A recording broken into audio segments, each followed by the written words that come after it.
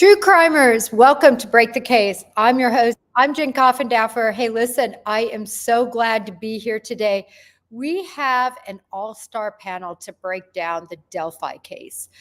For those of you who have never been on the channel, we bring information to you from the lens of a retired FBI special agent, and we like to have guests with a lot of knowledge and experience join us in very specific areas of law, and of course, investigative experience, psychologists, and so on. So we're really happy to have you here. The Delphi case, for those of you who don't know, and I'm going to break it down really simply, is two young girls, Abby Williams and Liberty German, were murdered. They were murdered. They were only 13 and 14. This happened in 2017. Their throats were slit. They weren't sexually assaulted, but they were made, or somebody took off their clothing and reclothed one, moved one from one crime scene to the other. We're in the middle, in the throes of the trial of Richard Allen, who was arrested years later. This case went unsolved for over 5 years.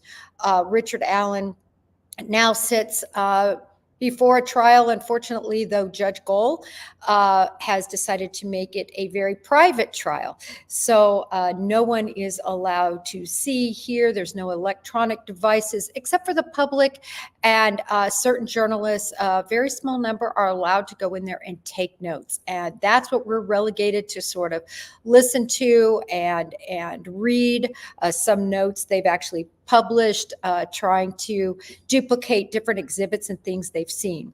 But without further ado, I really want to bring on at least part of our panel right now. So give me 2 seconds. I'm so excited. Oh, good. I'm going to add her to the stage. Here is Mac. Look, you dressed up. I dressed up too. How are you, Mac? I'm excellent. I appreciate being here, Sugar. Oh, I'm honored to have you. I mean, Mac and Schiff, I'll bring you right in too, but I just want to go over just 1 second. Give me 1 second to talk about Mac.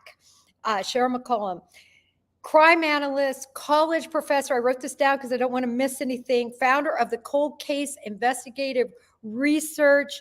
She's an Emmy award-winning crime scene investigator. I have known Mac just through social media and being on different formats and forums with her for about 2 years. And the most humble person you will ever meet. Cheryl, thank you so much for being here. I'm going to call you Mac, though. Absolutely my pleasure. It's an honor. Here we go. Let's bring up, oh, this is my buddy now. He is in and out. We love the Schiff. Hey. Good to How are y'all doing? Glad to have you back. I'm thrilled to be here on what a week. I can't even slow down. I'm broadcasting out of Atlanta, and I'm telling you, wall to wall true crime this week. Yeah. Just nuts. It's got to be. I want to really quick give a few accolades for Schiff since he's joining us. Well, he graduated from Georgia State Law. He is a criminal defense attorney, a personal injury attorney, a civil rights attorney. He served as a clerk under the Cobb Superior Court. Listen, he has more experience lawyering in so many different areas, and I just love having him on because you're funny. You bring such energy, and we love having you, and you're smarter than snot. I love your audience. You know how fond I am. You know, I people that love this system, people that are engaged in this. It's a part of citizenship as far as I'm concerned. Like, really, you got to know what's happening. It's only when people from all sides get together and watch this stuff and talk about it that we get better at it. And look at what we are doing as a nation right now. When has our court system been more important than right now? Amen. And we're seeing so many different examples of it. On one hand, I've got some of the most open and transparent trial work that's ever happened. The entire nation tuned in on Halloween night to watch some incredible lawyering, complex stuff. And then at the same time, I've got Judge Gull, who's driving me and everybody else nuts by hiding something that we all want to watch. Yeah. We all want to watch. I don't know anybody that supports the intentional shuttering of the windows, blinds, doorways, and everything else to keep out the sunlight of media, but not just media, the community. It's very frustrating. It is, and it's been so frustrating for me to cover. I want to hear what you all have to say more than what I have to say, but I've been so frustrated. I mean, people sending me, this is what's happening, watching and trying to dissect people who are there, what they're saying. And honestly, it's kind of all over the board. Also, the lens is not clear, and I'll tell you why, because I want to see facts and then kind of work through those facts, hear the facts. I don't know if you all feel the same, but it just seems like they're not exactly facts sometimes because they come through the lens with somebody who has an opinion about it. Cheryl, let me start with you, Mac, and just quickly ask you, what are your perceptions of the trial so far, and what sticks out to you? Listen, I cannot tell y'all what it's actually like being there. It was like I have been teleported to 1982. Uh-oh. Well, and that's not a negative. It's just a situation.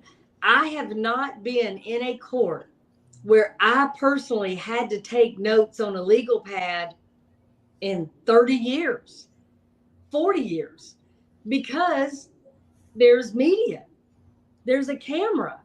I can go home and watch what I just witnessed. I can't do that here. And I'm trying my best to get it word for word. I ain't a court reporter. I'm not a stenographer. So it's difficult to make sure you get every single thing to try to tell people. The other thing this judge has done, Nancy Grace recently got a lot of grief because she, quote, left court early. The deal is, the way she's got it structured, if you leave, you cannot re-enter. Well, Nancy had a show to do. So she had to do that New York hit by 11 a.m. There's no re-entry. That is also very strange. I have never been involved in a court process where people camped out all night to secure a seat. It's just bizarre. And I told my children, they're both in their 20s, I said, this very well may be the last room I'm ever in where there ain't a cell phone there. Yeah. Your phone. So it's not like I can even grab a quick picture to show y'all. I can't text something real quick like, hey, we're going in now. I will text you back if they give us a break. You can't. Your phone is taken by law enforcement when you come in. You don't get it until you leave. So that was my first impression, that this is going to be a whole different world, y'all. How has it been staying awake really quick? Because I know, she said, listen, I don't have court in your bedroom. Quit sleeping in my courtroom. I don't know who that was pointed at. It was a little clever, but gosh, if you guys are camping out all night and exhausted when you go in, is that the reason that people are falling asleep? Listen, I have never seen this in my life where people starting at 5 o'clock the day before are camping out all night to get a seat at 9 o'clock.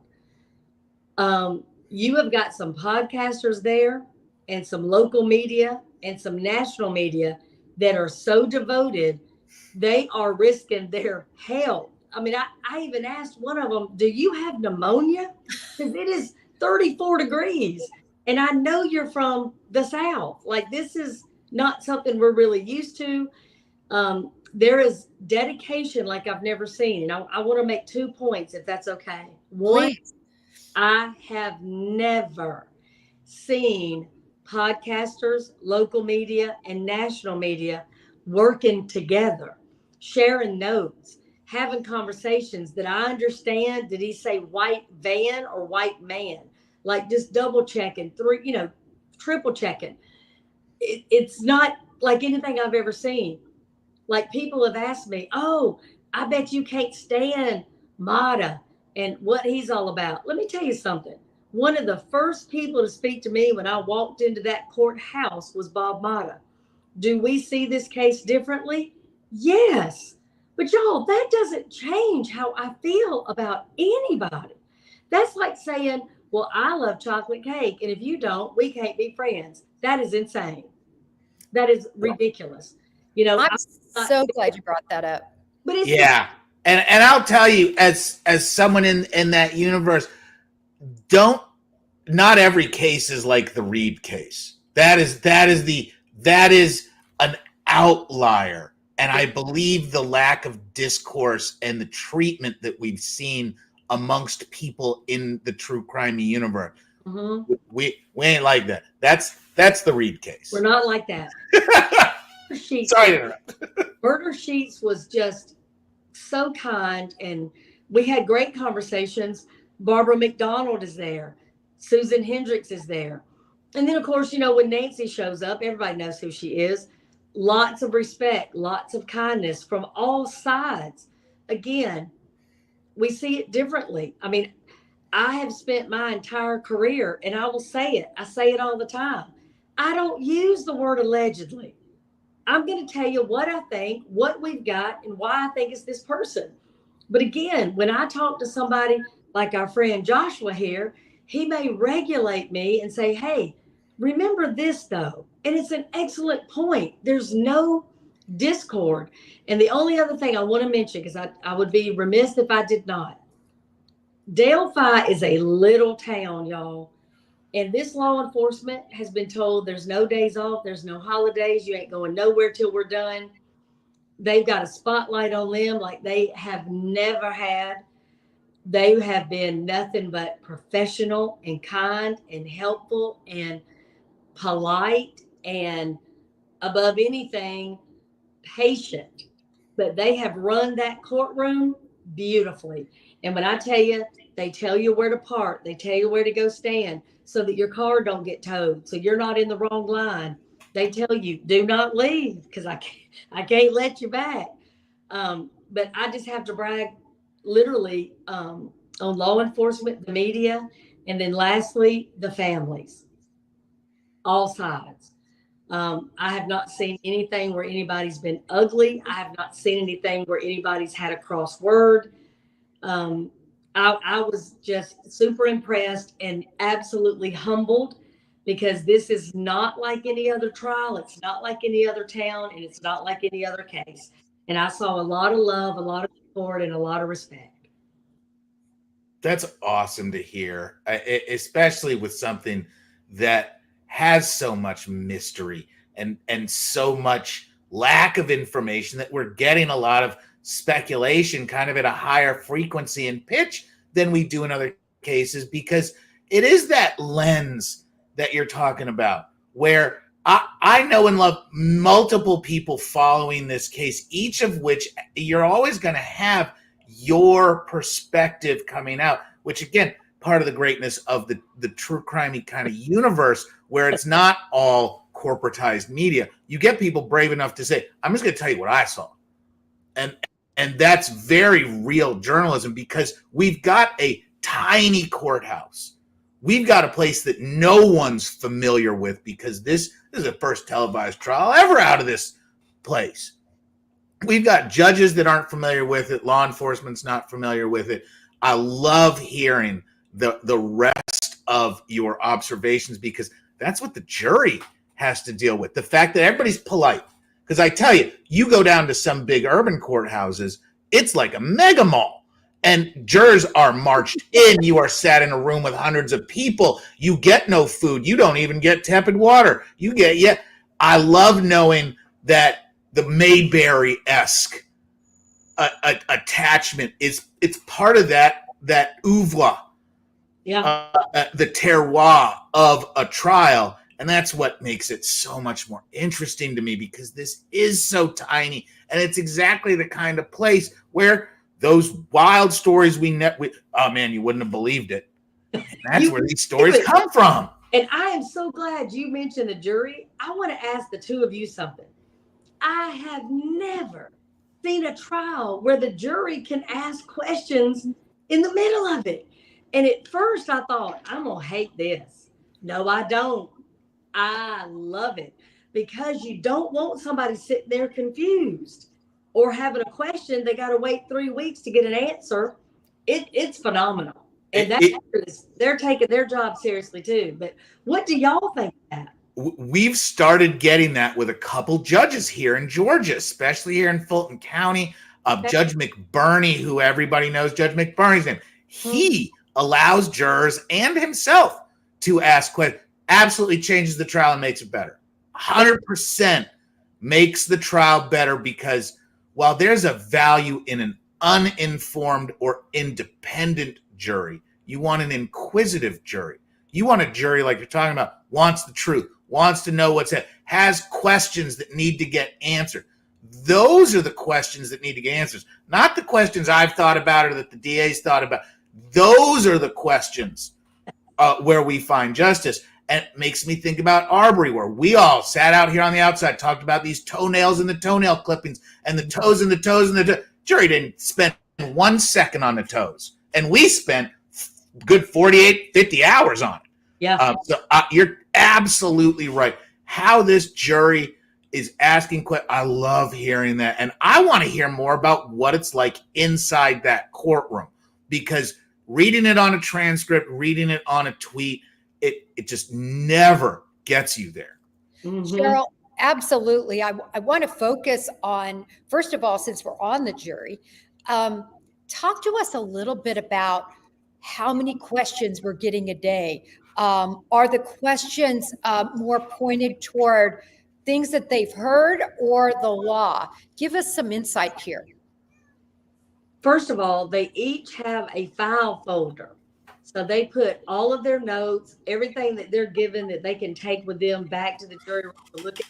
They have it with them. They are taking notes. They are actively engaged when people are talking. The thing that struck me is when the expert for the state spoke about the spent cartridge, the jury themselves had at least 13 questions. So that told me, number one, they were absolutely paying attention. Their questions are good. Like, they understood enough to ask the next appropriate question. So y'all, you may remember, like, like in math class, if you get lost, you don't even know enough to ask a question. That is not this jury. Love it. Okay, since we're on the bullet, Cheryl, I'm going to have to come there because, I just did a live on that. This is my wheelhouse, and I am so bothered by that bullet. I can't even really express how bothered I am. I took a bullet and flung it over my shoulder. I said, that's what that bullet is worth.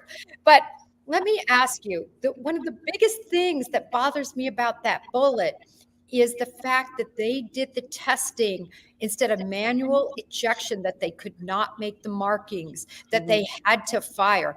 I have never heard of that. Just the fact that you can't make it manually tells me there's a problem with the match. Okay.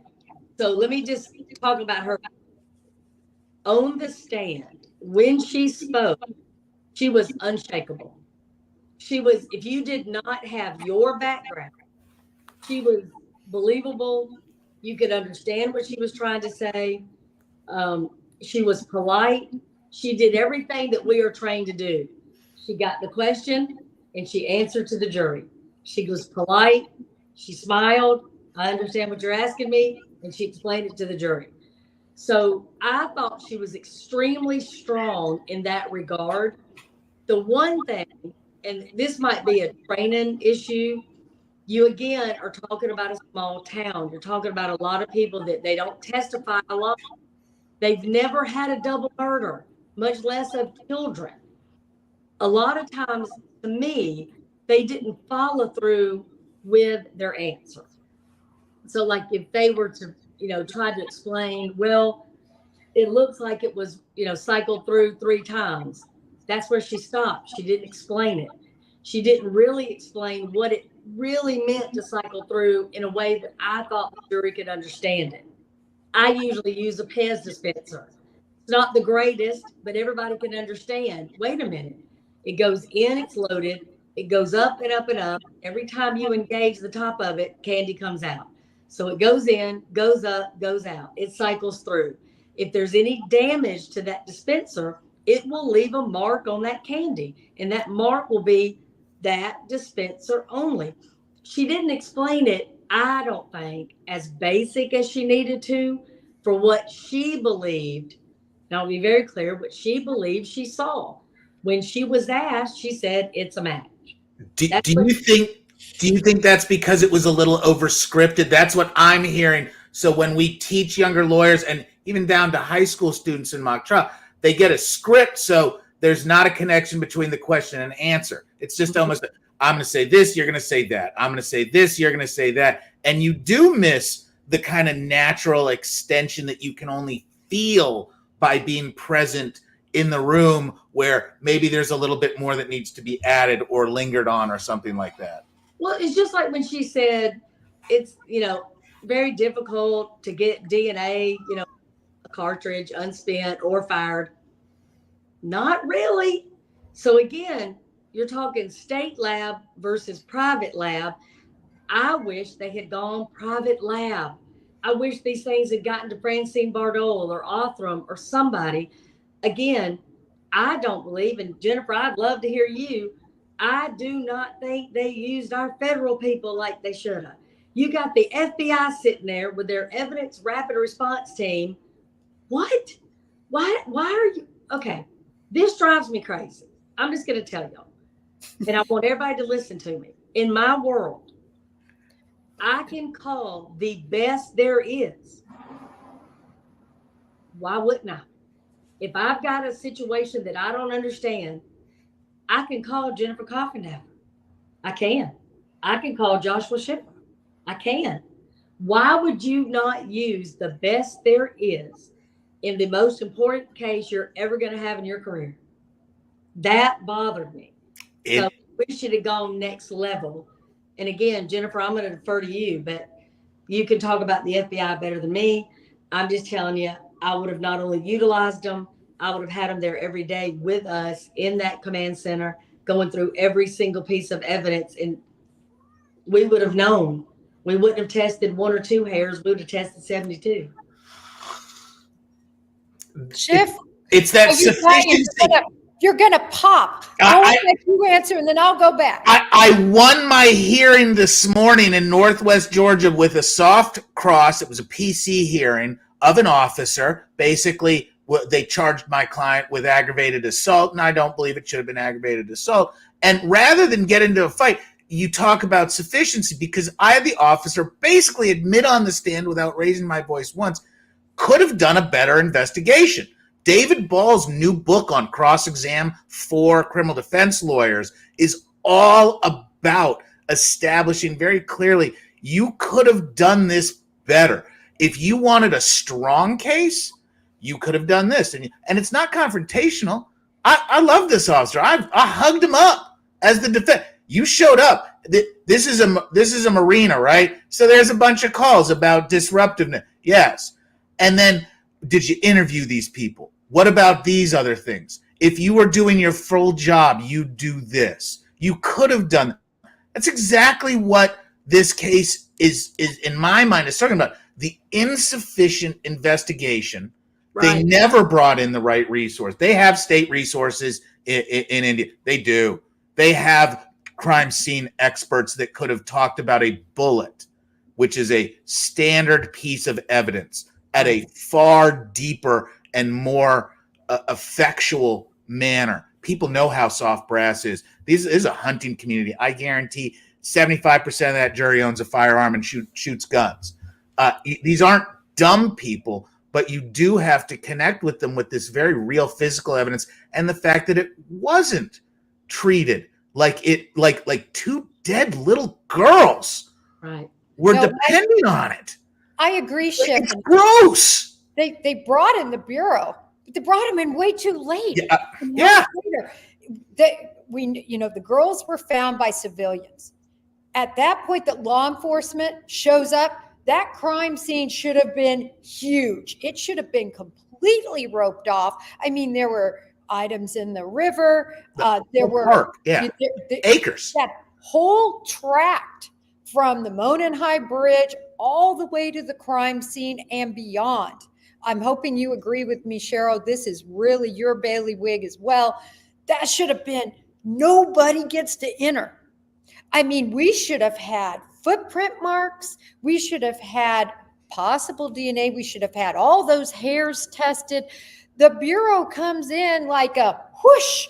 The ERT team, that's all they do. They train. I shouldn't say that's all they do. They run cases, but this is what they do. This is the gig. Hey, coach, send me in. This is why you pay me and train me. Send me in to do the thing. And anybody, if you call them and say, we've got 2 little girls that were murdered, who ain't coming? That's not to crap. That's why you get up in the morning if you do this kind of stuff. Like you're not waiting for, I got a 60-year-old drug dealer. Da, da, da. No, 2 little girls. And let me just say this. I am pro law enforcement. I think what was done, some of it was great. Here's what I think. If you have never worked a child murder that wasn't a family member and easy to see the connect, and you've never worked a double murder, you needed some help. That's all. It's not that you don't know what you're doing, but that were done here that nobody is ever going to be able to explain to me was the right call. And I'll give you one. When you change the composite on people. Oh, don't even get me started with that. And then the fact that the defense can't use it. That drives me crazy when you're talking about the crux of this is all these eyewitnesses you had on. How in the world can you retort that when you can't use those pictures, when that is an absolute indication of the issues they had with the eyewitness identification? Schiff, this is your Yeah, I want to ask Cheryl what the chatter is, so I know at least one lawyer that practices there, and I've got his opinion. I'll share it in a second. What have you heard about how Gull is handling this case just kind of from that long arc? Because the general consensus is she's doing all of this on purpose, and it is not a punt, but everybody knows that this is what's going to happen and this is what we're going to do, and then someone's going to deal with this later. Please go away. That's the consensus.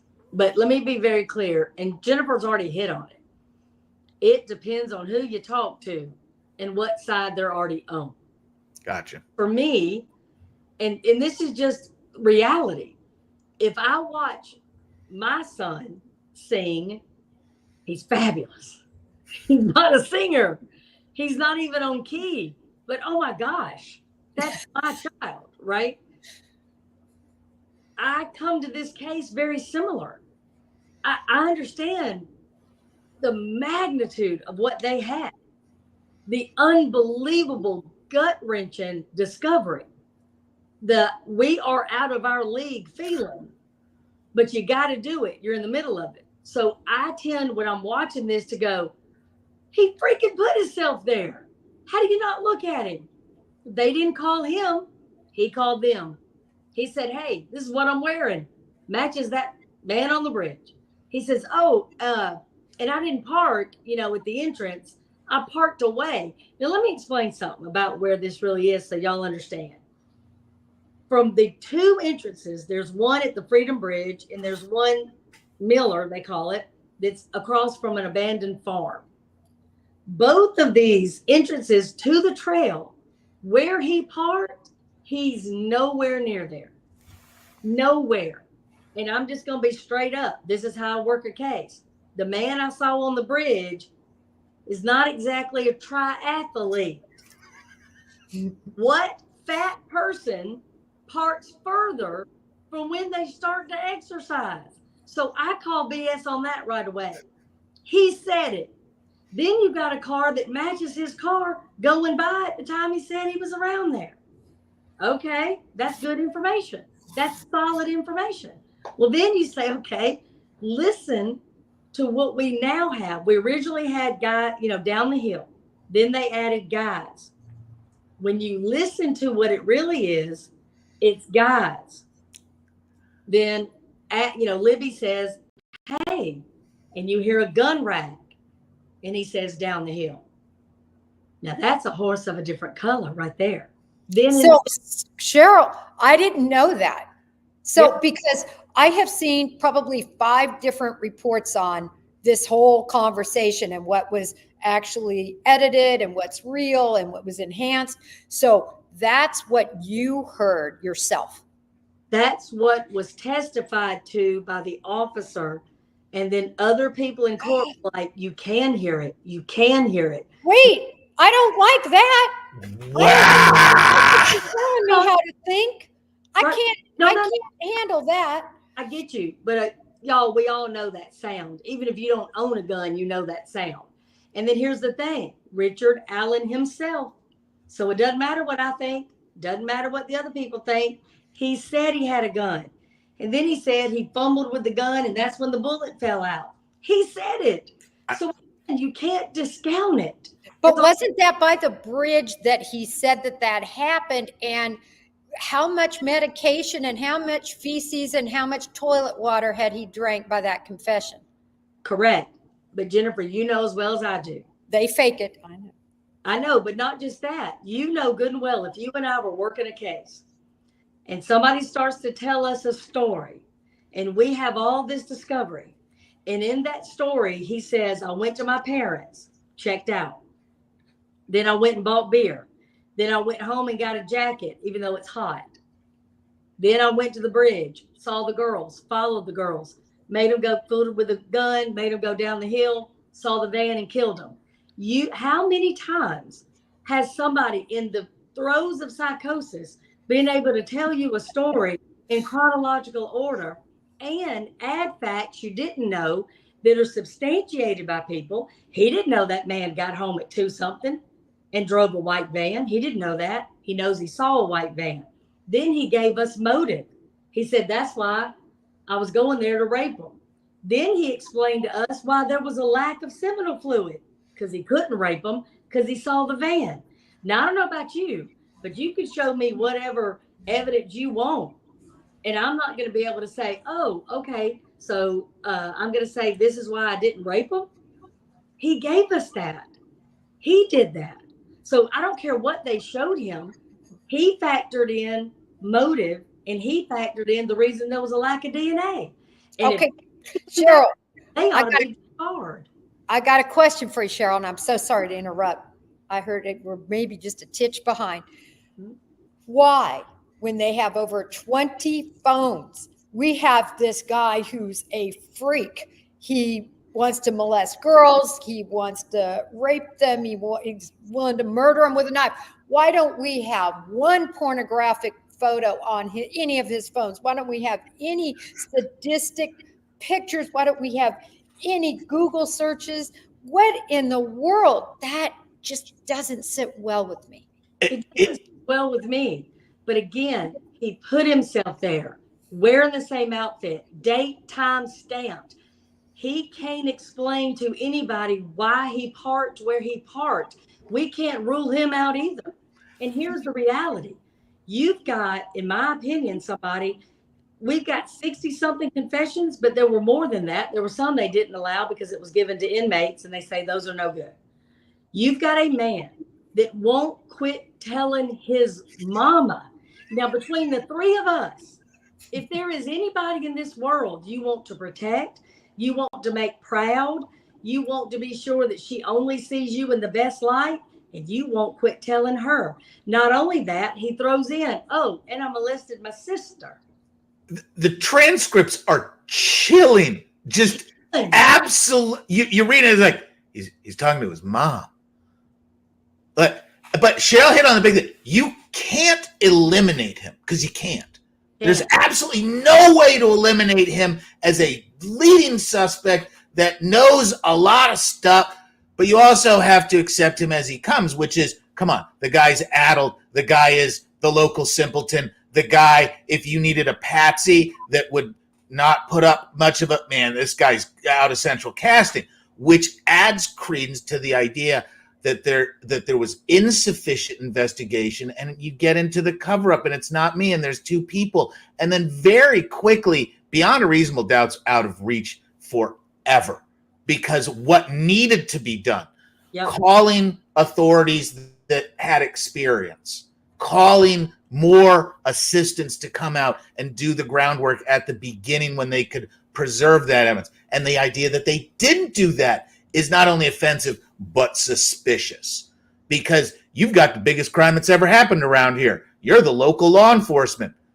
When you have the biggest egos around there. Well, I think it all came down to ego. When else were you going to call in the cavalry?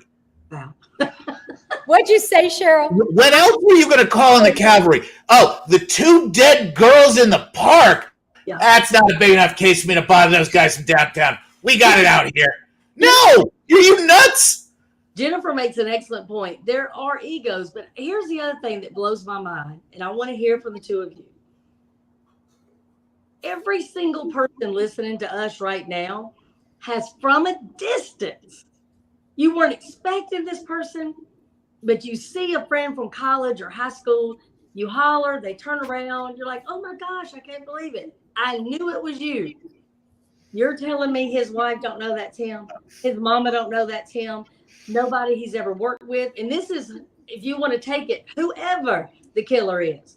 You're telling me nobody recognizes those clothes, that walk, that hat, a freaking fanny pack. You're telling me they don't recognize that voice? I hear people tell me all the time, I knew that voice. Josh, I would know your voice anyway. In a heartbeat. It's one of the ways that we are chemically developed to recognize each other. There's cultural studies where when you look like or similar, how to recognize. There's all kind. This is stuff that you're absolutely right. This person's known in that community somewhere. People are distinctly not sharing. They are hiding. That's what makes me really fall into this craziness that doesn't appear as crazy as it originally appeared. So crazy. Look at the FBI affidavit, though. In the FBI affidavit, when they finally got called in a month later, remember, they thought it was Ron Logan. At least they had probable cause. That's what they said. That's their words. We have probable cause to believe not only do we need to search Ron Logan's place because there's a dish of the crime there, but we think it's Ron Logan. And one of the paragraphs, the whole paragraph, is about the ex-girlfriend who said, I recognize the gait, I recognize the clothes, I recognize the face, I recognize his voice. That's him, to your point, Cheryl. Jennifer, when he does the first interview, he's wearing the same outfit. I know. I've shown it on my Twitter. I'm like, oh my God, please wear a different outfit.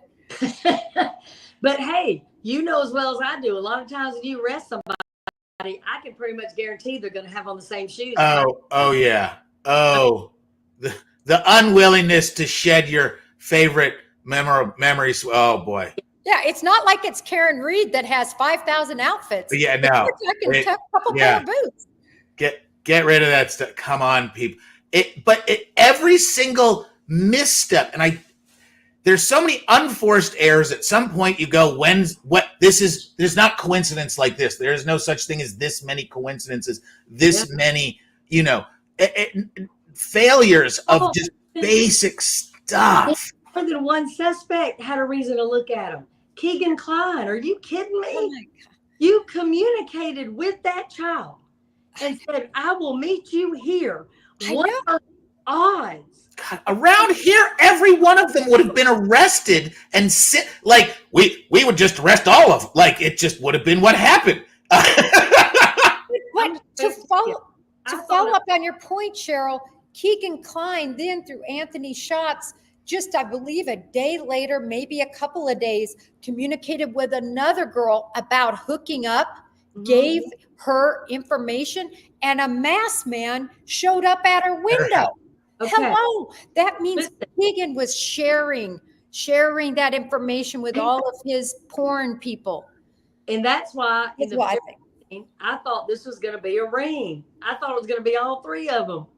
That's what I thought. And that stuff exists, especially in more disconnected communities. If you want to So I've told this story before. I used to work with a dear friend who ran adult emporiums, and he was very upfront. The downtown emporiums, they sold a lot, but it was kind of what you'd expect in an adult emporium.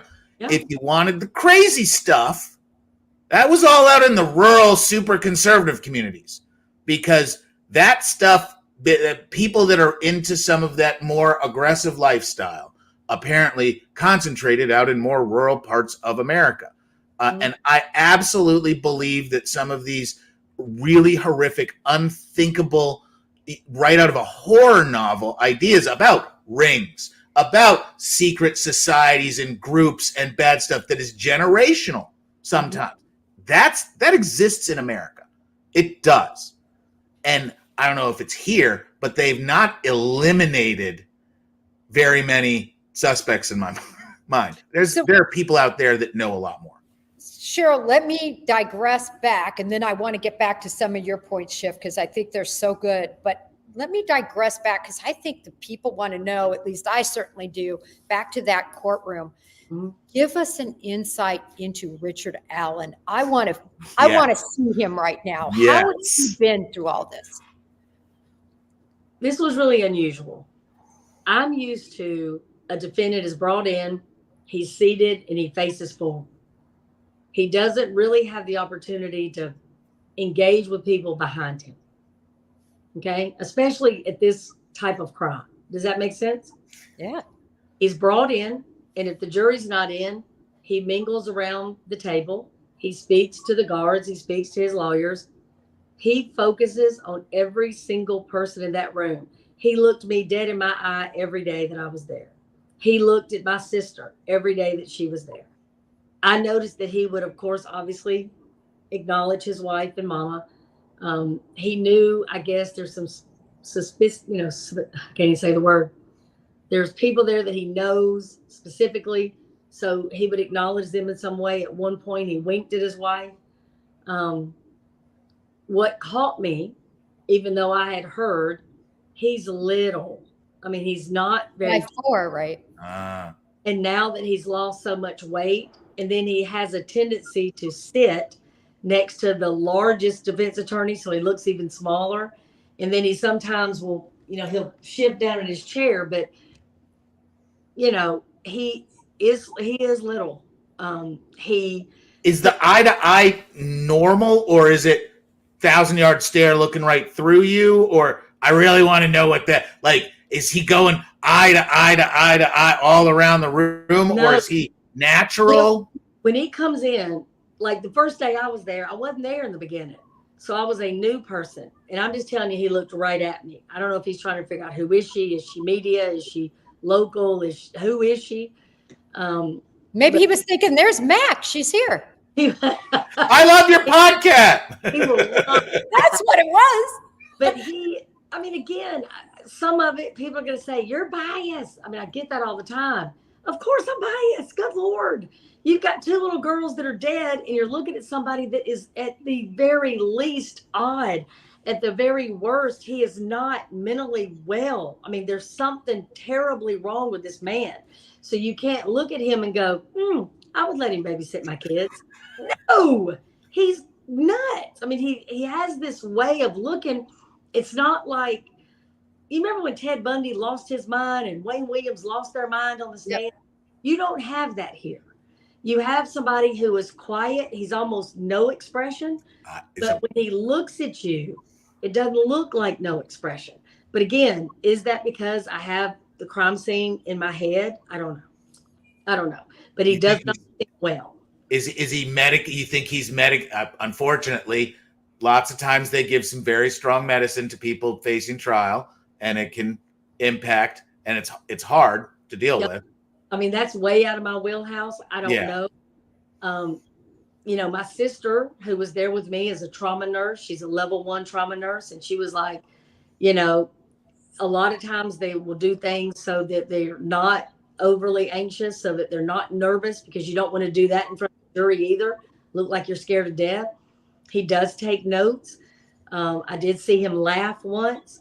Sometimes he'll be like, And then other times he's nodding his head affirmative to what they're testifying to.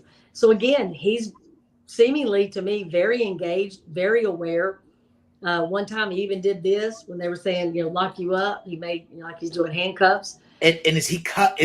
You said he's walking around. No leg cuffs, no handcuffs, No, street clothes. Both days he had on just khaki pants, a belt, a shirt tucked in. One day it was kind of a plaid looking shirt. The other day it was still a long sleeve shirt. But again, you can tell the way the pants fit him that he's lost even more weight maybe. They're just not the perfect size, I'll say. And again, I'm going to be completely honest. I don't know if that's a stunt or not by the defense. And you can speak to that. But again, the clothes are bagging just enough, and he's sitting next to the biggest man they can find. The biggest man, I'll bet's a little bit planned. The clothes, lots of times it's you get the closest you can do, and that's what it is. But let me describe the courtroom just so y'all know. Yeah, I want to know how tight this is because people are saying it's like a French restaurant in the 70s. You guys are on each other. Okay. The smallest South Georgia courtroom I've never been in was bigger than this one. Yeah. So you walk in, there are 4 pews on each side, 4. And each pew has 9 seats. So and the media is on the front row because they did want an extra barrier between him and family. But you've got media, the first 9 on each side. Then you've got family that take up the next 2 rows. Then you've got whoever's left in the last 2. Y'all, that ain't many. And that's why they're camping out. That's it. Wow. What about space? Is it one of those ones where the counsel tables are up for like a little teeny well, or do they have some space? Where's the witness? Is the witness right up on that jury? They got a table over here with all the computer stuff. They got the prosecution table, defense table, judge. Because these courthouses were not meant to have technology. Every time you add a projector these courtrooms fill up and get very claustrophobic. It affects everybody, including the judge. You can get deputies get a little bit skittish when you got all this movement going on in there. That has got to be like pressure cooker. The benches are curved, like it's beautiful work. The backs are curved, the seats are nice. But I don't care. You're sitting on wood. Oh, it's awful. Wood is terrible. The German family, Becky Patty, every day they bring cushions for everybody. I've never seen that. Becky stands outside with all these people standing in line and brings them homemade banana bread. So that kind of just no matter what, take Richard Allen out of it. Take Keegan Klein out of it, Ron Logan out of it. There's no doubt, there's no question. These 2 babies were murdered brutally, and one of them belonged to her. And here she's bringing a cushion so that I'm comfortable. Are you out of your mind? She knows we can't leave because then we can't come back in. So she's going to bring you banana bread in line. I don't know. That just really got to me. And I'm going to take again, the people that are there that are pro-defense, again, the respect, everybody, because I guess it is so close and they are kind of almost like battle buddies. If you're talking about camping out and then having to do this and, do you have one sip of water I can have because I can't leave, or, a Tic Tac, something to save me. I've just never seen that kind of the journey of hardships brings people that are disparate together because of that shared experience. And it is a long format story. It is a journey. It's epic because y'all are on this together discovering the truth, regardless of your specific perspectives. But you're in that part together. I'm very happy to hear that the collegiality seems really strong. Like the defense and the state, there's none of this being snippy, crappy to each other, disrespect, make everybody hate the whole system stuff. No, it's almost renewed how much I do believe this system overall, because it was such an unbelievable, like you mentioned the camaraderie, and I said battle buddy, but again, they don't have a choice. If this is going to work the way the judge has set this up, again, nobody there, especially the young people. I talked to one reporter. She was a local TV reporter, and she said, I've never had to do notes like this. So she's having to develop even her own way of shorthand, which is brilliant. And, I had, lunch with Susan Hendricks and dinner with Barbara McDonald, and Barbara was so complimentary of everybody. And I'm not a journalist. I mean, I may have a podcast. Y'all, I ain't no journalist. And to watch how they were operating and then making sure everybody was able to say the same thing, I just cannot brag on them enough, because when y'all are getting information, it is hard fought to get it. They've got to stay after and look at stuff and write it down verbatim. Then they share it with somebody from Chicago and somebody from Atlanta and somebody from Detroit.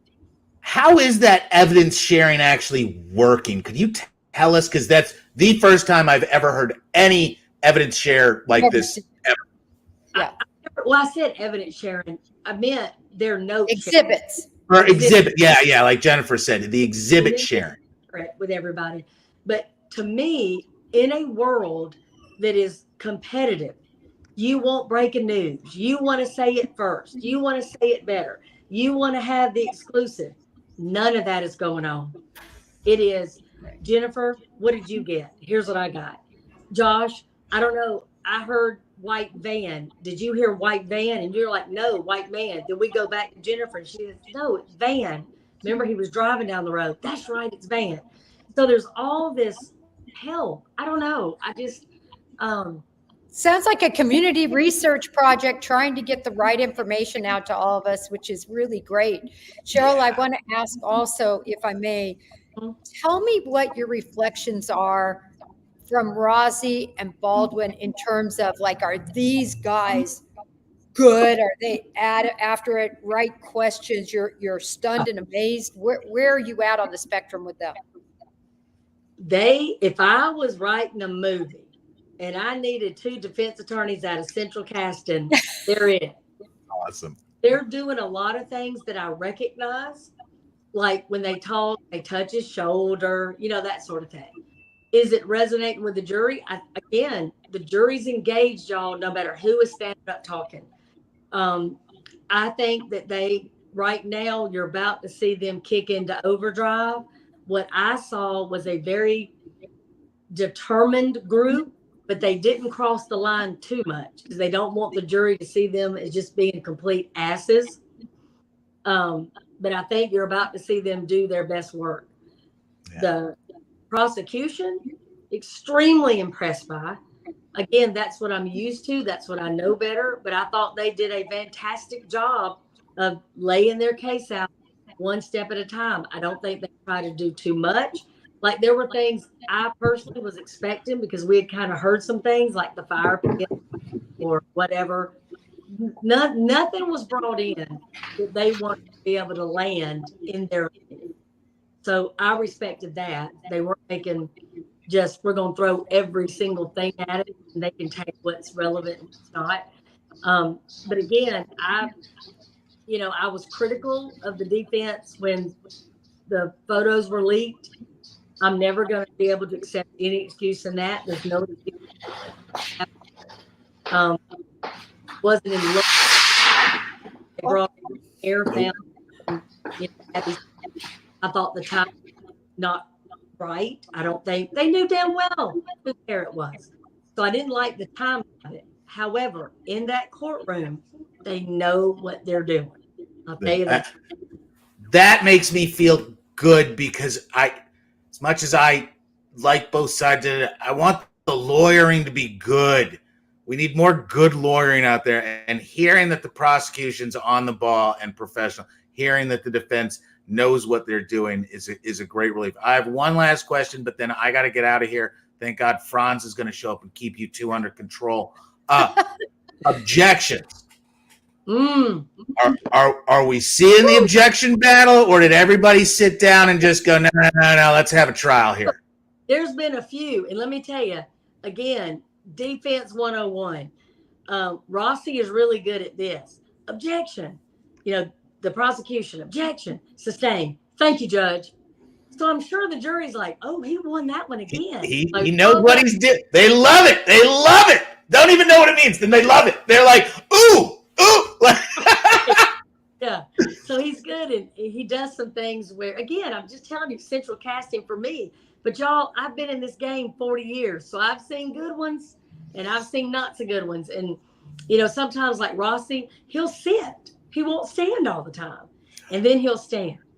And then the other will get up and he'll have, 497 loose pages from a legal pad and walk toward a, person that's fixing to testify. Well, that person is like, oh, crap. I'm going to be 4 years. There's nothing more intimidating than the befuddled professor expert. You ever been to a professor's office and it's, floor to ceiling and you're like, oh, no, they're a mess, but they're brilliant. And they're about to ask me stuff that I just can't answer.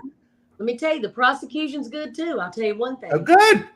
When Rossi was doing pretty well, the prosecutor got up, walked the length of that whole area.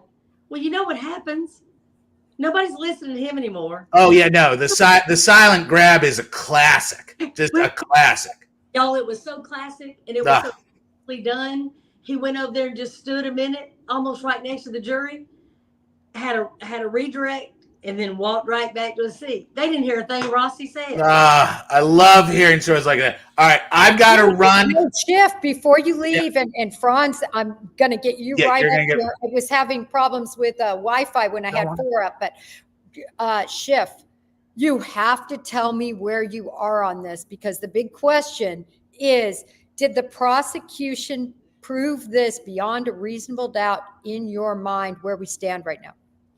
No, because they never eliminated everybody. They have evidence. Man, this guy knew stuff he shouldn't have known, but there's not enough authentic reliability. They charged a guy who was a little bit too jello for them to nail down, and he gave them so much it ruins the good stuff that they had. And I think that there's a fear from a jury that the defense is going to exploit, that, hey, they got the wrong guy, y'all.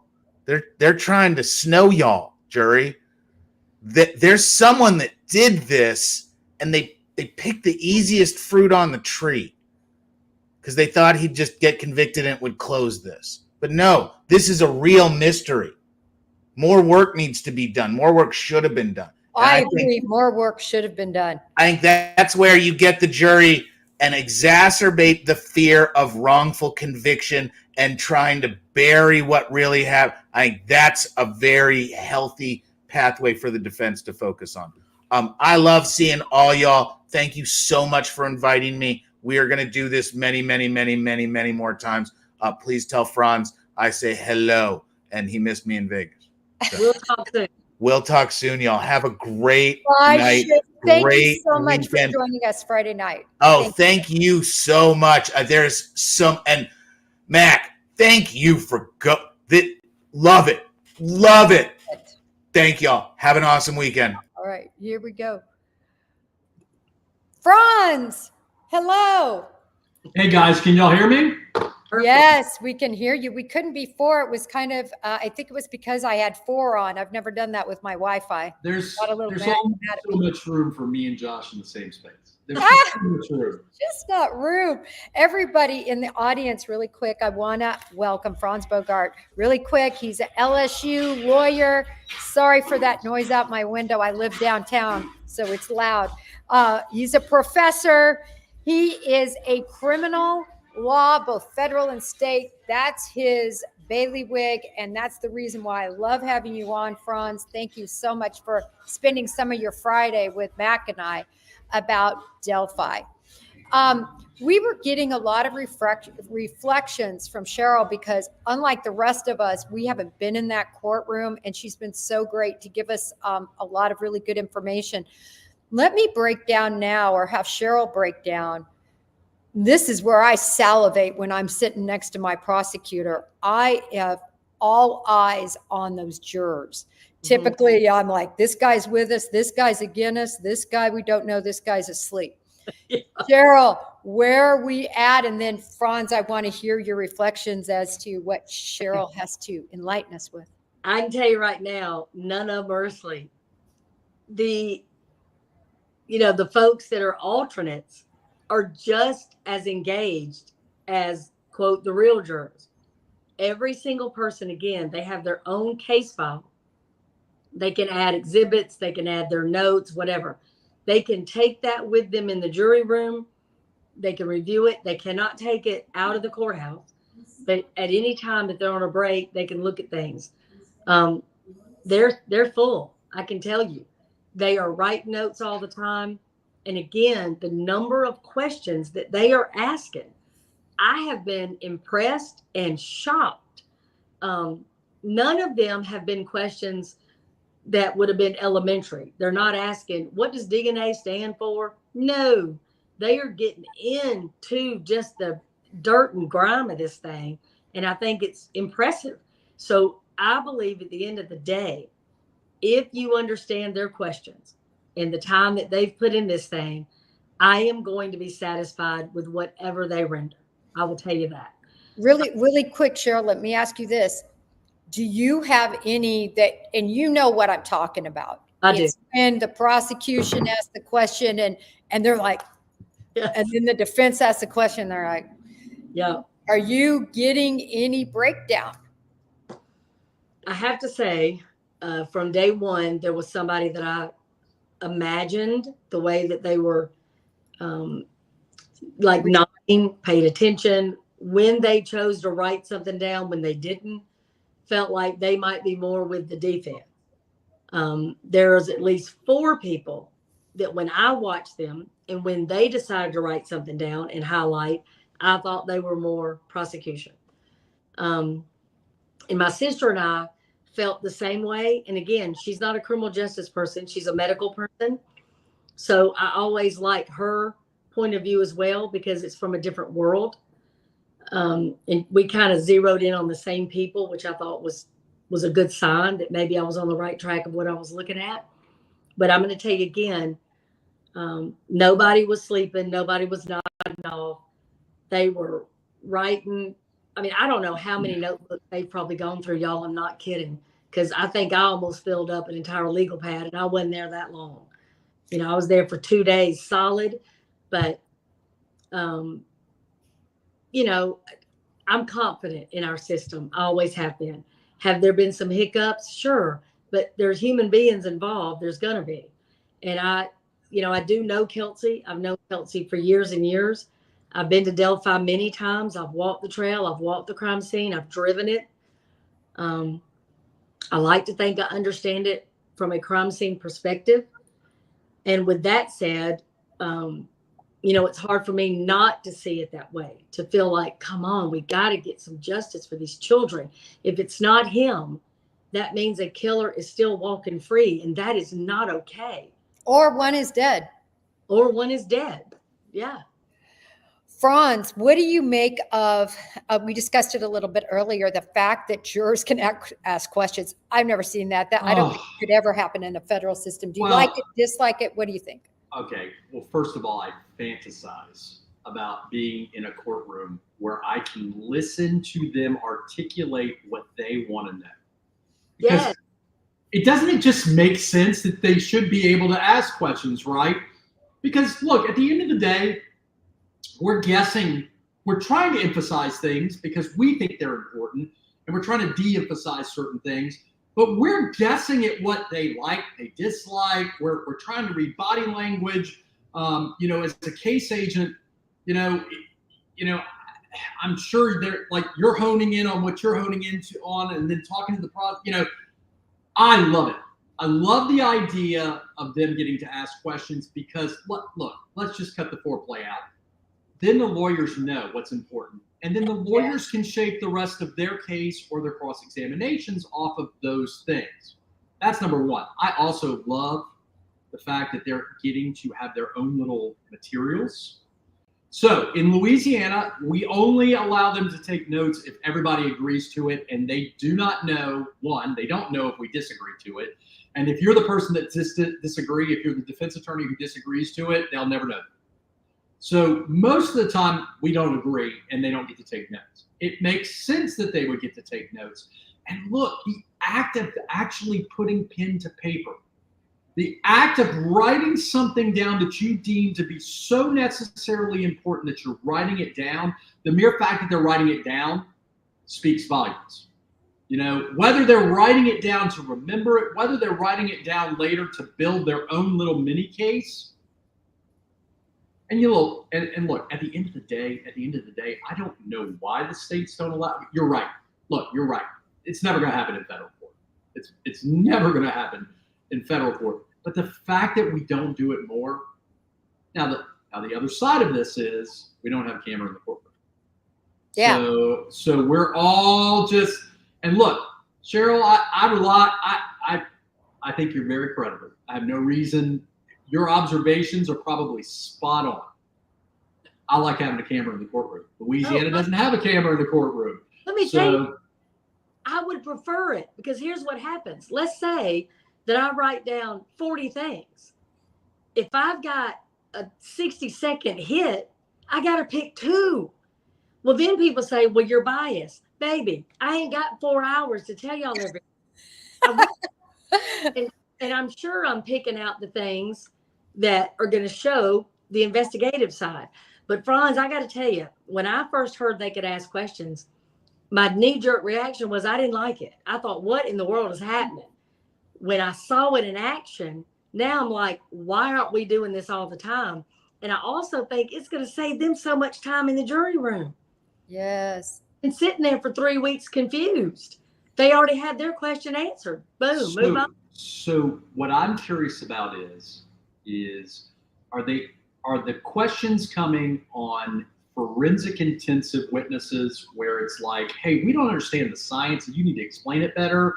Or is it like questions that are more oriented to jurors that are playing attorney and asking? That's my question for you, Cheryl, is are we seeing more science-oriented questions from certain witnesses? And I know they hit the mental health today. I know that this is for me, the meat and potatoes is going to be the mental health. Mm-hmm. You either believe he confessed on the phone or you believe he was cuckoo for Cocoa Puffs. Right. I will tell you, it's been a great combination. There were a few questions regarding DNA. Somebody came to play, honey. I mean, they knew flat out what they were talking about. There are other people, sorry about that. Their questions were clarification questions. What time did they leave? If that wasn't answered, they want to know. I understood everything you said. I just want to know what time they left. So I saw what I thought was a great combination. And what they do is they get these answers. They hand them to the bailiff. The bailiff hands them to the judge. She decides if she's going to read them or not. So again, you don't know which juror asked the question. And that's back where what Jennifer and I were talking about. You kind of try to guess and ascertain who's got the questions. But I found each one of them to be a solid question that clarified every now and then some things for us too. Because you know how it is as a prosecutor or a defense attorney, you don't always want to ask every question, right? You want to ask the ones that get you where you're going. Well, they can ask that third question that might go, oh, I get it now. That was a good question. Thank you. So nothing was a waste of time, I'll tell you. Let me ask you, Cheryl, because I asked you earlier and we talked about it. We're going to talk about the bullet, Franz, right? We talked about it. And basically, I just want to make sure I got your reflection right, Cheryl, that basically you thought that the expert was excellent, answered everything, but did not expand enough and really didn't get down to the nitty gritty about why were there 3 extractor and ejector marks, why she didn't explain well manual ejection versus ejection from being fired. She didn't really make it clear. And I just want to know, you're on the jury right now, pretending. Did you believe that bullet was ejected from his gun or not? Yes. You did, with all she said. Yes. Okay. It was extremely clear. I'm just telling you, even when they asked a second question, did it match? She said yes. She said yes, but Cheryl, I'm telling you, it is so wrong that she didn't explain ejection and extractor marks when it's three. That's typically a law enforcement thing because we go back and forth between. And match is a dangerous word in forensics. Very dangerous. It's not a fingerprint. It's not a DNA. And she didn't match it against a manually extracted bullet. She had to fire it. That is the hugest problem. That's again where I wish she had gone back. She tried to explain it was there, but it was faint. I couldn't make it look the same. Okay. I wish she had explained it's a drawing lightly in pencil versus a magic marker. Just explain it. If it's identical and you can overlay it, beautiful. Explain that. Explain that you can blow that thing up 1,000%. That's why I'm saying I wish she had gone a little deeper and more elementary. She did not. What I am saying to you, the way she testified, she was so confident. She was so articulate. She was unshakable. And let me tell you how unshakable she was. Most of the people that were there to report that are Richard Allen supporters on that day only reported that a juror had been dismissed. They didn't even want to talk about her because she was passed that day. And the juror was an alternate that left for some family emergency. It wasn't that somebody got dismissed. That's not what it was, but that's what everybody reported. That's what they were talking about.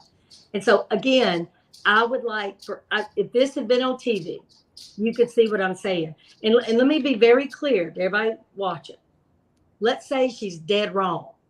I am saying to you, those 12 people, the way she spoke, the files, even when Rossi said, what about here? What about this? She didn't miss a beat. She was not one time sarcastic. She was not one time flustered. She was not one time she couldn't really get to the point she was trying to make. It didn't happen. So those 12 people, I believe, saw her as extremely credible. Okay, so that you answered my question really quick. Sorry, Franz, I'm going to ask one more question with this. Remember the marker and the pencil analogy you made, which I love? Mm-hmm. This is the problem, though.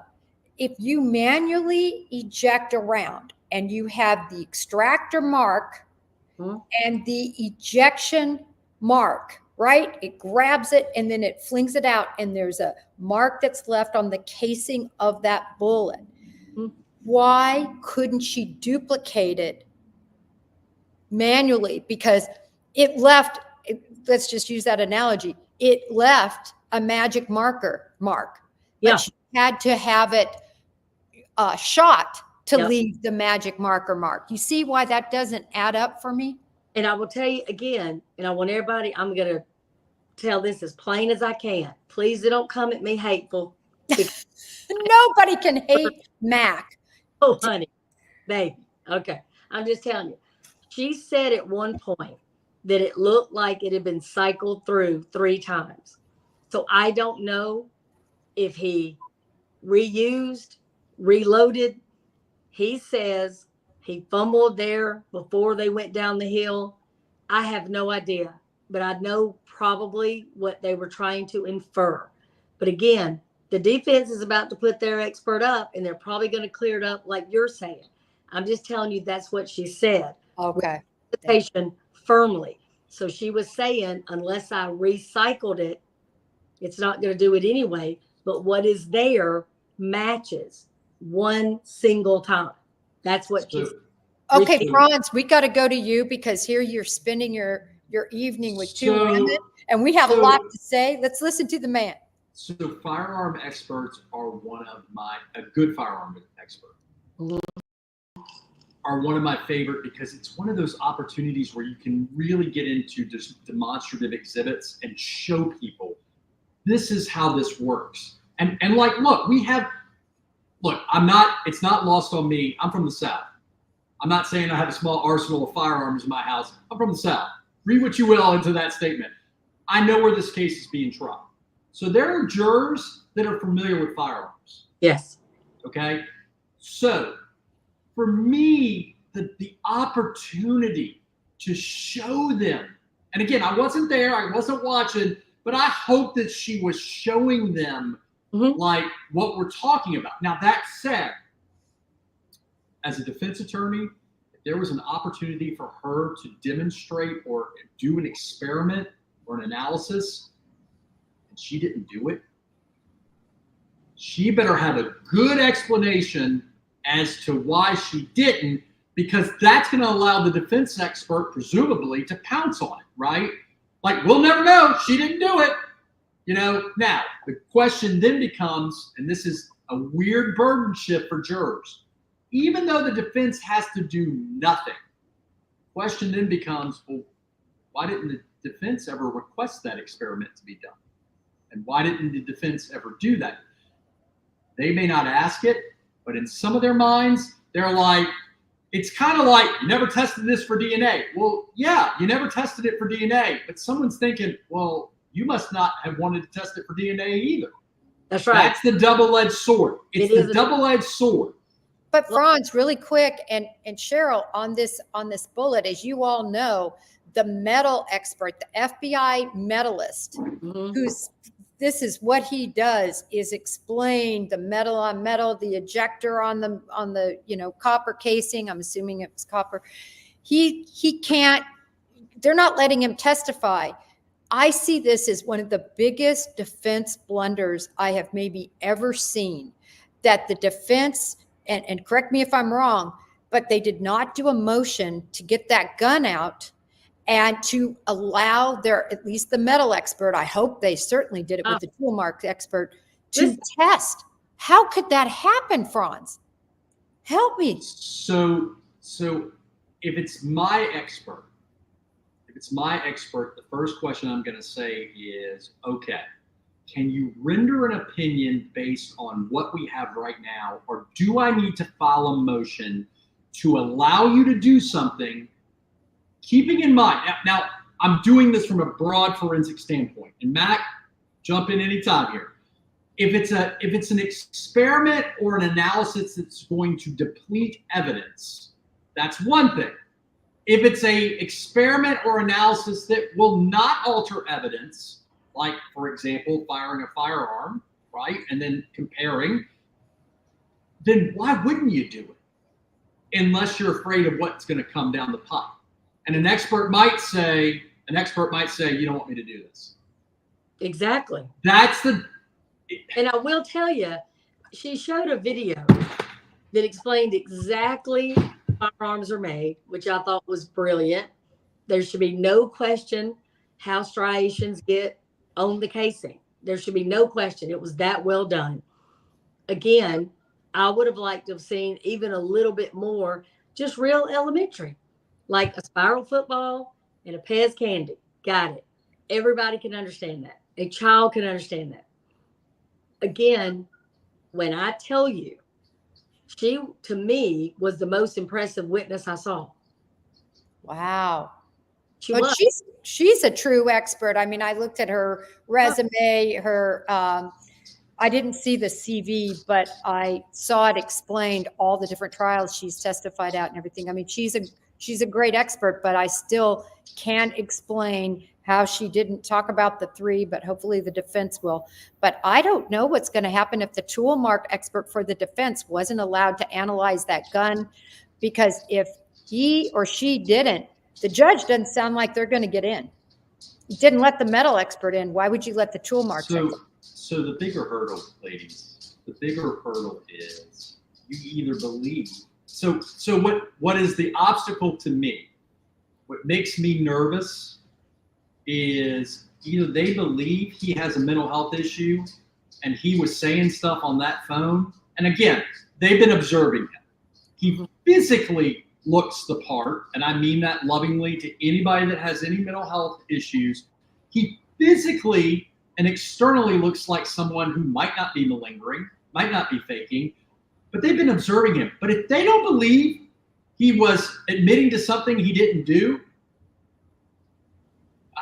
they ain't gonna care about the firearm forensics. Mm-hmm. I mean, that's the big problem for the defense is, Yeah. I will put smoke and mirrors up all day long, but if I've got like really bad evidence that really, really damns my client, I got to address that bad evidence. And ladies, I tell you, I'm on the fence about whether or not he's quote unquote faking it or exaggerating it, or because their first witness today was the doctor that's over the mental health behavior of the whole prison. And she said, you take the vein of the story and body language, and if he can go chronologically, he could be faking. Their own witness said that. Not a very strong first witness for today. So it just doesn't. So to me, the going all the way back to the first case, going all the way back to the documentary, you either believe this dude has the worst luck in the world and has been in a Karen Reed-esque conspiracy, like has been framed and railroaded, or he's the murderer. And here's the deal. If I'm the prosecution, the FBI was looking at Ron Logan. The FBI had the search warrant, not enough to arrest him. That ends that right there. The FBI couldn't do it. But well, remember though, the Bureau got kicked off basically.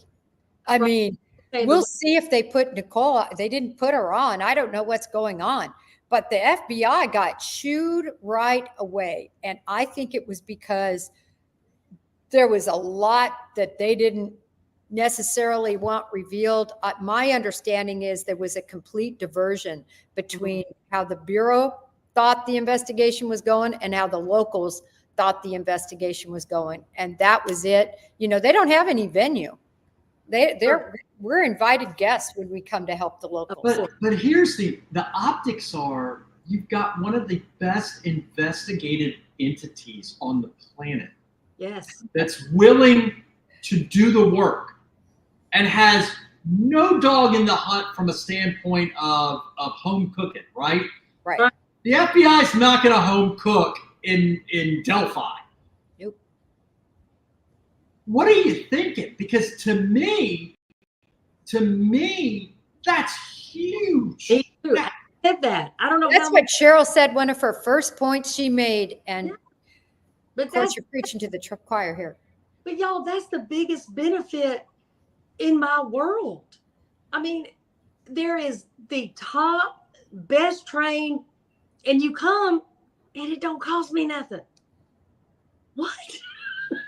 It just makes no sense. Well, if I'm local, if I'm genuinely in an exploration of truth, and I'm local state, local county, local city, whatever, and I can watch the FBI do its thing, and then I can review it and learn a little something. Sure. And I got to tell you, my favorite law enforcement witnesses that are not federal, like government investigative folks, my favorite local law enforcement officers are the ones that can see, hey, look, I've been doing this for 20 years, but I will concede that this forensic person from the FBI or this person, they are better trained than I am. They do a better job, and I was happy to let them do it.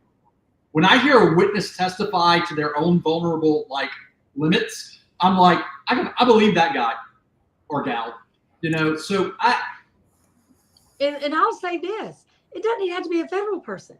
There may be somebody in the smallest jurisdiction ever that has figured out the best way to do something. I'm all about that too. It could be a civilian, because let's talk about this case a minute. The first solid evidence we had came from a 14-year-old girl who gave us the best information you could ever have. We don't ever get a video, y'all. We don't ever get voice. We don't ever get that. Date and location time stamped. That baby couldn't have done more if she tried.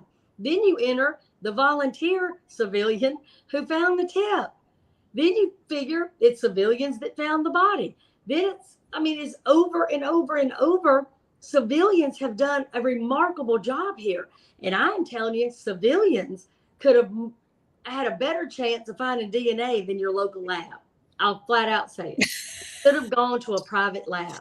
Well, I will say that this case, Making a Murder, may not have been the first true crime documentary, but I will say that has been the catalyst for a lot of civilians, podcasters, true crime folks, and now, and I come back to the jury discussion, now we got jurors who are taking notes, like junior forensic true crime fighters, trying to get to the bottom of whatever happened.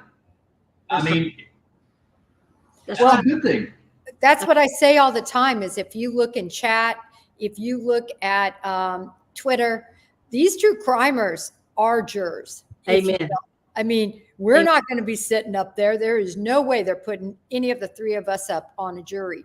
But typically, these questions and their thoughts are going in the same direction as jurors. So I give them so much credibility and credence.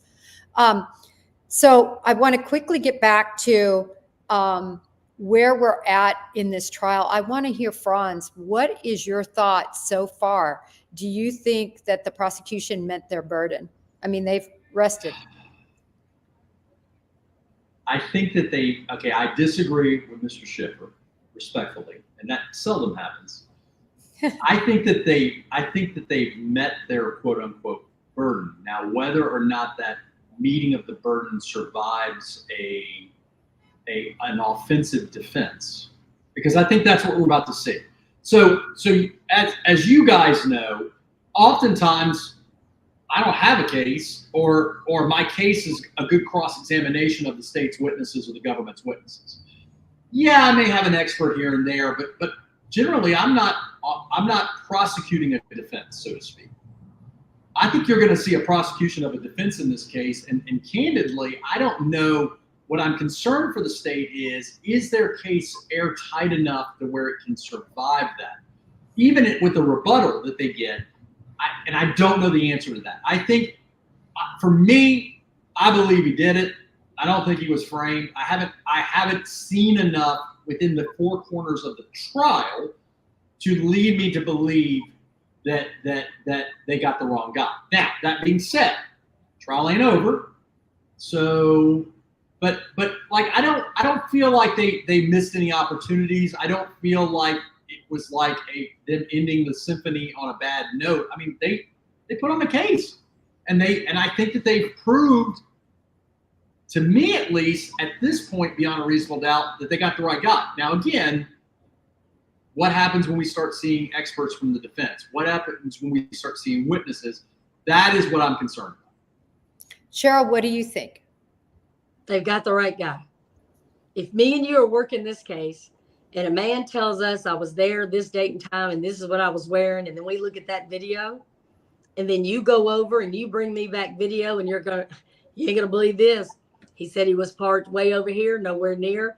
His car matches date and time is driving by. I mean, it doesn't look good. I don't know how we don't look at him 100% of the time.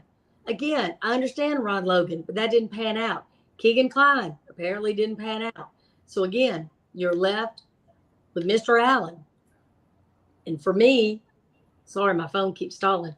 For me, at the end of the day, they're going to tell that jury he put himself there that day, that time on that bridge.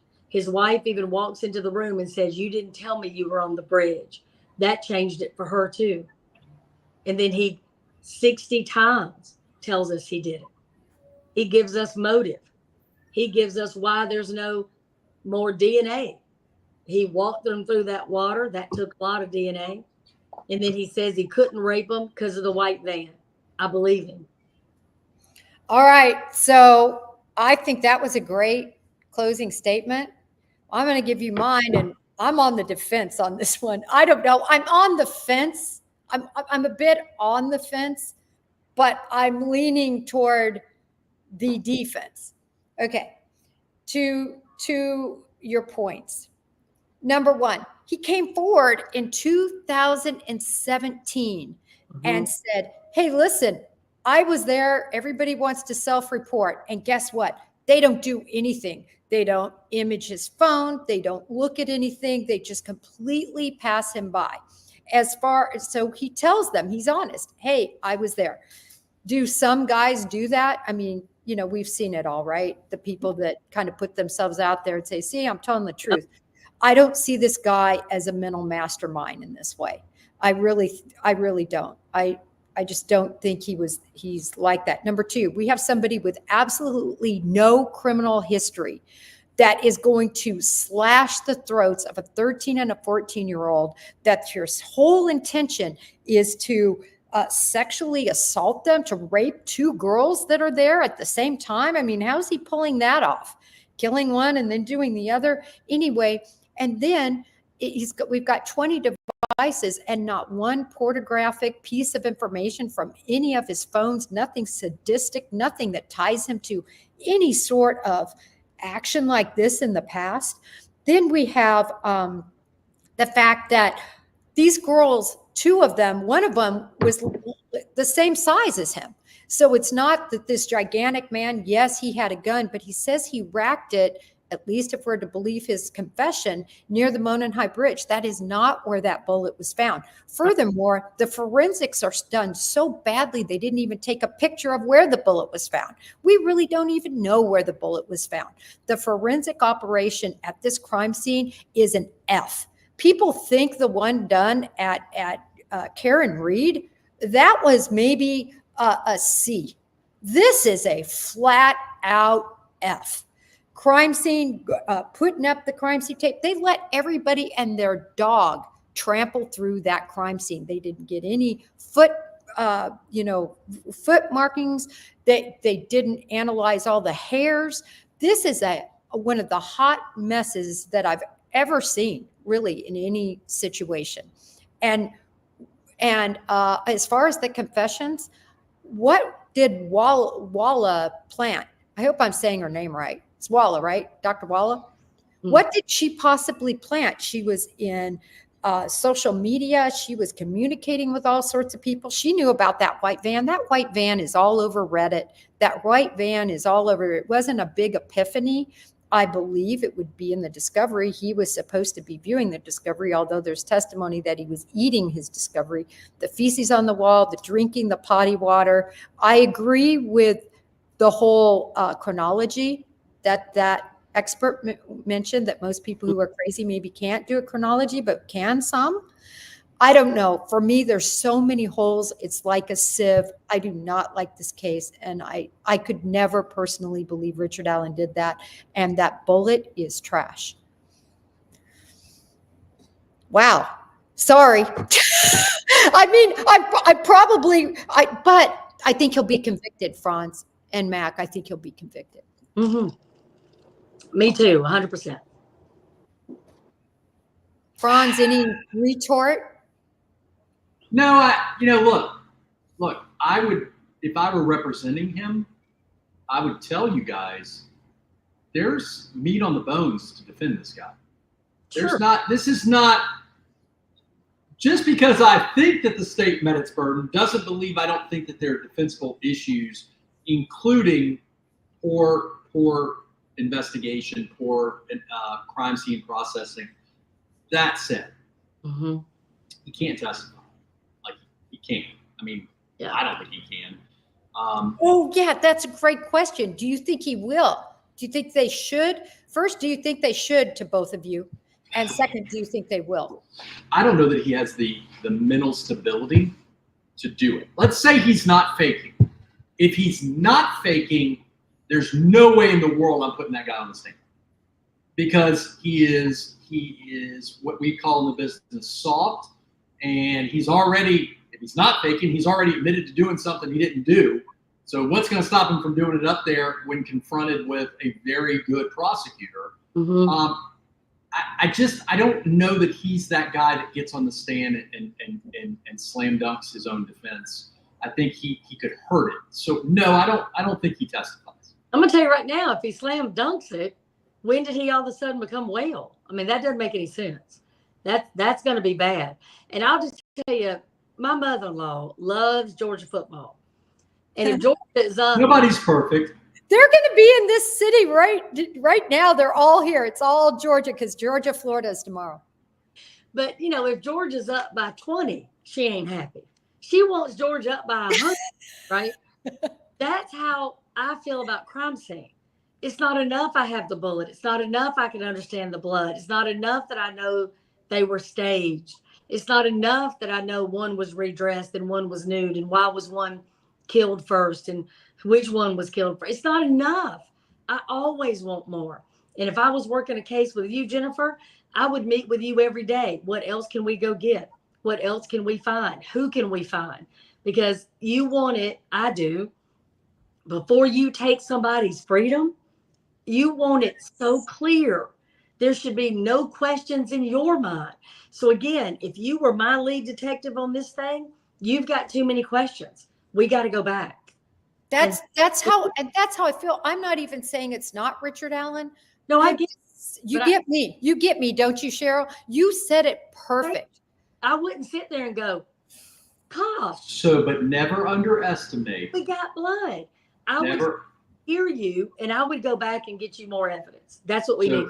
So I have not been watching the trial, but never underestimate law enforcement officers testifying. We did as good of a job as we could. Yeah. And jurors buying it. Even in instances, ladies, when we all are sitting there like, did you really do as good of a job as you could? I don't think you did as good of a job.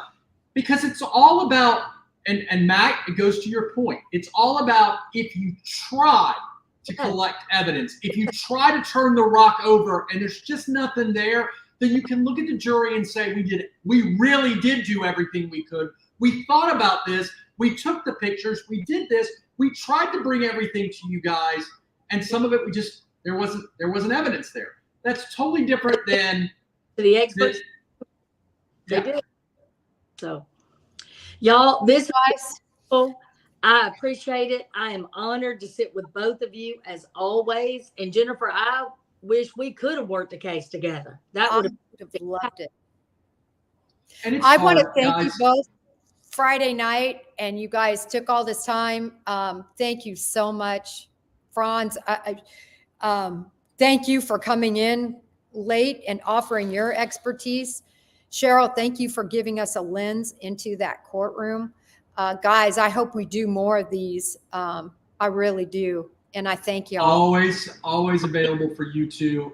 Mac, always good hanging out with you. It's only the second time I got to hang out with her. So we need to do this more often. Absolutely. Thank you all. Good night. Have a great night. Thank you. Wow. They were so great. I mean, Mac with all that information. Schiff was great. Franz was great. I hate that we didn't get to spend too much time with Franz. I feel like I took so much of everybody's time. Thank you all for being here. I'm just going to look at a couple questions just to make sure I get that. I think the video and the voice was all staged. How come his lips aren't moving down the hill? That is interesting. I don't think it was staged, but the question is, when they did the remastered version, if you will, is it all in sync? You know, and the bottom line is the video was amazing that a terrified girl could even get any video of this situation. But unfortunately, look, all these years and nobody could ever say that Bridge Guy was a certain person. Let me see who else I have on there. It won't be a fair win. I believe it was her sisters. The judge wouldn't let the yeah, we did talk about that. It's terrible. Hey, listen, I really appreciate you all being here. Here it is, a Friday night. Thank you so much. And as always, the best mods in the business. Thank you for everything you did. Sorry this lingered on super long tonight, but the guests were just too great to not have it go on. So thank you all. Till the next time. And in this case, may justice be served.